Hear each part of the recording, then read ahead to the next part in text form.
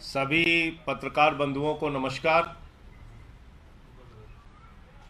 प्रधानमंत्री की डिग्री का मामला जब से सामने आया है, पूरी की पूरी भारतीय जनता पार्टी बौखला गई है। सारे मंत्री, सारे प्रवक्ता, सारी की सारी भारतीय जनता पार्टी अपने प्रधानमंत्री के फर्जी डिग्री को सही साबित करने में जुट गई है। और मैं इसको फर्जी डिग्री क्यों कह रहा हूं? इसलिए कह रहा हूं कि प्रधानमंत्री जी ने जो डिग्री सार्वजनिक की है, प्रधानमंत्री जी की जो डिग्री गृह मंत्री अमित शाह जी के द्वारा प्रेस कॉन्फ्रेंस में दिखाई गई है, वो डिग्री अपने आप में कई सवाल खड़े करती है। अभी सिलसिलेवार करके मैं आपके सामने बताऊंगा।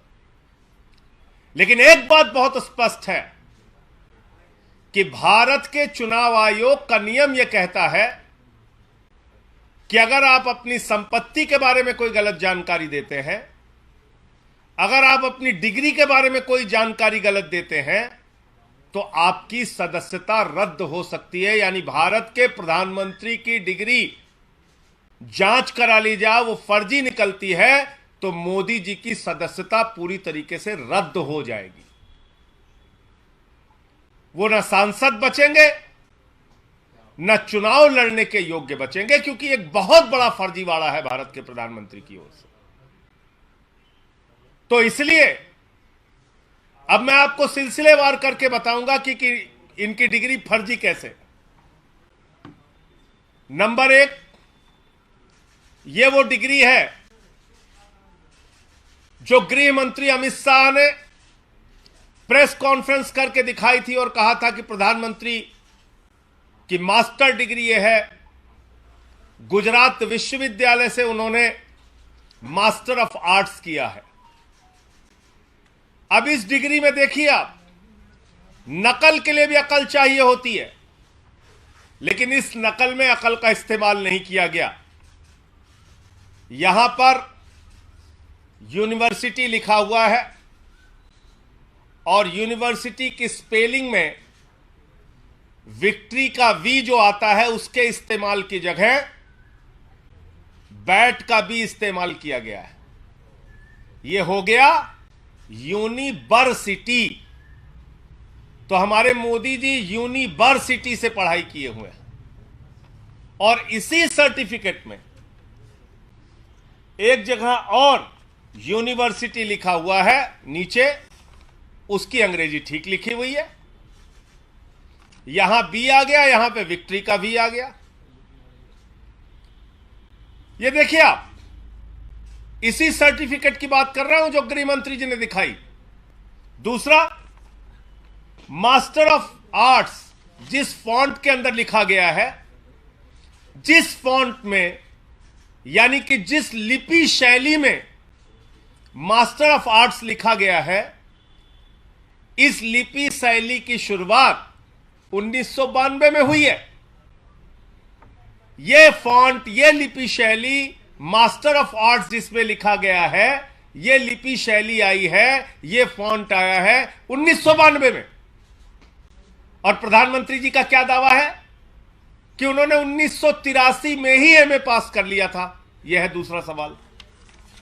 अब तीसरा सवाल और सबसे बड़ा सवाल यह है प्रधानमंत्री जी का।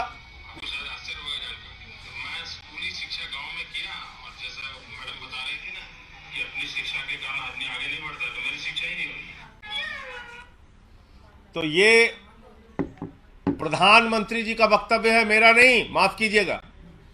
यह किसका वक्तव्य है? भारत के प्रधानमंत्री आदरणीय नरेंद्र मोदी जी का वक्तव्य है, मुख्यमंत्री गुजरात बनने के बाद। आज मेरा सिर्फ एक सवाल है मीडिया के माध्यम से, और भारतीय जनता पार्टी के किसी भी नेता में अगर साहस और हिम्मत है तो जाकर प्रधानमंत्री जी से इस सवाल का जवाब पूछ के बता दीजिए। सवाल क्या है? 79 में और 78 में अगर बैचलर डिग्री दिल्ली विश्वविद्यालय से प्रधानमंत्री ने कर ली, 1983 में मास्टर ऑफ आर्ट्स की डिग्री गुजरात विश्वविद्यालय से कर ली,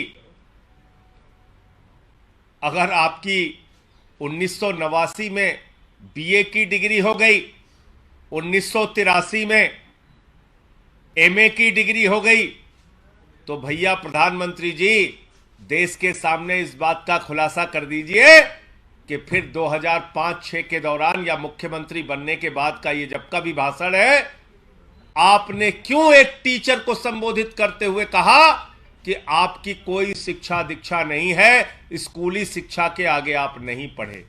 ये तो आपका बयान है, मेरा बयान नहीं है। ये बयान तो आपने दिया है प्रधानमंत्री जी, ये बयान आपका है, मेरा बयान नहीं है। मैं स्कूली शिक्षा गांव में किया, और जैसा मैडम बता रही थी ना कि अपनी शिक्षा के कारण आदमी आगे नहीं बढ़ता, तो मेरी शिक्षा ही नहीं हुई। मेरी शिक्षा ही नहीं हुई, ये नरेंद्र मोदी जी गुजरात के मुख्यमंत्री बनने के बाद कह रहे हैं एक टीचर को संबोधित करते हुए। तो भैया जब आपने 79 में बीए कर लिया, 83 में एमए कर लिया, फिर 2005-6 में आप क्यों झूठ बोल रहे हैं? इसका मतलब ये सच बोल रहे थे मुख्यमंत्री रहते हुए, जो उन्होंने कहा वो सच था, वो सच था। उसके पहले के जो उनके डिग्री के खुलासे हैं वो झूठे हैं, गलत हैं। और इसी तरीके से उन्होंने यूनिवर्सिटी से पढ़ाई की है, इंटायर पॉलिटिकल साइंस में यूनिवर्सिटी से पढ़ के आए हैं मोदी जी। तो इसलिए गुजरात हाई कोर्ट का जो फैसला आया वो अपने आप में बड़ा ही चौंकाने वाला है, हास्यास्पद है कि सीआईसी ने ऑर्डर दिया था डिग्री दिखाने के लिए, गुजरात का विश्वविद्यालय गया हाई कोर्ट में कि डिग्री ना दिखाई जाए, और गुजरात के हाई कोर्ट ने जुर्माना कर दिया अरविंद केजरीवाल जी के ऊपर, जिसका कोई लेना देना नहीं। वो गए भी नहीं अपील में। तो इसका मतलब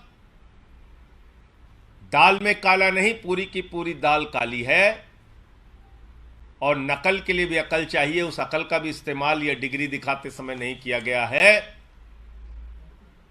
और बीजेपी की सारी लीडरशिप और स्वयं प्रधानमंत्री जी जवाब दें कि 79 में अगर आपने बीए किया, 83 में आपने एमए किया, तो 2005-6 में आपने क्यों कहा कि आपने कोई शिक्षा स्कूली शिक्षा के बाद नहीं की है? अर्थात या तो आपकी डिग्री फर्जी है या आपका बयान झूठा है, दो में से एक ही बात हो सकती है। आपका कोई प्रश्न हो आप पूछ सकते हैं। आप लोग सवाल उठा रहे हैं, बीजेपी का लगातार निराकरण आ रहा है। बीजेपी के लोग कह रहे हैं कि ये सवाल इसलिए उठाए जा रहे हैं क्योंकि जो भ्रष्टाचार के मामले में ध्यान रखाया जा सके। और देखिए, भ्रष्टाचार के मामले में क्या बोला जाए? भ्रष्टाचार तो मोदी जी के साथ आसमान में घूम रहा है। इस भ्रष्टाचार का जवाब कौन देगा? ये भ्रष्टाचार जो आसमान में घूम रहा है, अडानी वाला, जिसमें आराम से लेटे हुए हैं मोदी जी, कह रहे हैं लूट ले बेटा लूट ले, सारा हिंदुस्तान लूट ले। देखिए आप, ये तस्वीर भूल गए आप? ये अडानी की तस्वीर है। अपनी राजनीतिक सत्ता को बचाने के लिए नरेंद्र मोदी जी ने अडानी के माध्यम से अपनी आर्थिक सत्ता खड़ी की और एक ही व्यक्ति को कोयला दे दिया, गैस दे दिया, बिजली दे दिया, पानी दे दिया, सड़क दे दिया, स्टील दे दिया, सीमेंट दे दिया, सीपोर्ट दे दिया, एयरपोर्ट दे दिया, आकाश से पाताल तक सब कुछ दे दिया, 2.5 लाख करोड़ का कर्जा दे दिया, 86,000 करोड़ का कर्जा माफ कर दिया। और उस अडानी ने क्या किया? 38 फर्जी कंपनियां दुनिया के तमाम देशों में अपने भाई के साथ मिलकर खोली। अकेले एक पते पे 6 कंपनी खोलकर मॉरिशस से 42,000 करोड़ रुपए अडानी की कंपनी में लगाया गया। ऐसे लाखों करोड़ रुपए का घोटाला और भ्रष्टाचार और काला धन अडानी की कंपनी में लगा है, जिसके हवाई जहाज में बैठकर भारत के प्रधानमंत्री घूमते हैं। आज तक इस घोटाले पर जेपीसी क्यों नहीं बनी? सारी की सारी पार्लियामेंट की पार्टियां एक स्वर में मांग कर रही हैं जेपीसी बनाओ, जांच तो कराओ, जांच नहीं कराते, क्योंकि घोटाले में भारत के प्रधानमंत्री और भारत की सरकार सर से पांव तक डूबी हुई है। यह है सच्चाई। और कोई प्रश्न हो आप लोगों का? धन्यवाद। गुजरात हाईकोर्ट के सामने आया जो 2002 के दंगे के जो मामले में जो रेप और मर्डर के आरोपी थे, 26 लोगों को रिहा कर दिया गया है। अभी आप अभी इस प्रेस कॉन्फ्रेंस में जानकारी दे रहे हैं, मुझे इस पूरे घटना की जानकारी नहीं है, लेकिन मेरा अपना ये मानना है, नफरत की राजनीति, दंगे फसाद की राजनीति, गुंडागर्दी की राजनीति, समाज को तोड़ने की राजनीति इस देश को विखंडित करेगी और ऐसा करने वाले के खिलाफ सख्त से सख्त सजा होनी चाहिए। पश्चिम बंगाल और बिहार में कुछ जगह हिंसा हुई है। उस हिंसा की कुछ तस्वीरें हम लोगों ने देखी। पहली बात तो भगवान श्री राम की मर्यादा के विपरीत, उनका जो जीवन चरित्र था उसके विपरीत जाकर अगर हम रामनवमी के जुलूस में राष्ट्रपिता महात्मा गांधी के हत्यारे गोडसे की फोटो लेके घूमेंगे तो फिर ये बहुत बड़ा सवाल है हमारी व्यवस्था के ऊपर कि आखिर राष्ट्रपिता महात्मा गांधी के हत्यारे की तस्वीर का, गोडसे की तस्वीर का रामनवमी के जुलूस से क्या लेना देना है? क्या प्रभु श्री राम ने यही हमें सिखाया है? यही उनकी मर्यादा, यही उनका आदर्श है? रामचरितमानस से हमें यही शिक्षा मिलती है, जो रामचरितमानस कहता है सब नर करहि परस्पर प्रीति, यानी कि सारे लोग आपस में प्रेम भाव से रहें। तो हम किस ओर बढ़ रहे हैं? क्या संदेश देना चाहते हैं? हिंसा करने वाले हिंदू धर्म के हों या मुसलमान धर्म के, किसी भी धर्म के व्यक्ति हों, किसी भी राज्य की हिंसा हो, उसके खिलाफ सख्त से सख्त कार्रवाई होनी चाहिए। और अभी तो सुप्रीम कोर्ट तक ने कह दिया, नफरत फैलाने वालों के खिलाफ जो लोग कार्रवाई नहीं करते, नफरत की भाषा बोलने वालों के खिलाफ जो कार्रवाई नहीं करती, वो सरकारें नपुंसक सरकार है। ये तो सुप्रीम कोर्ट की टिप्पणी आ गई है। अब तो मोदी जी को और बीजेपी वालों को शर्म करनी चाहिए। नफरत की बुनियाद पे देश आगे नहीं बढ़ेगा, मोहब्बत की बुनियाद पे आगे बढ़ेगा।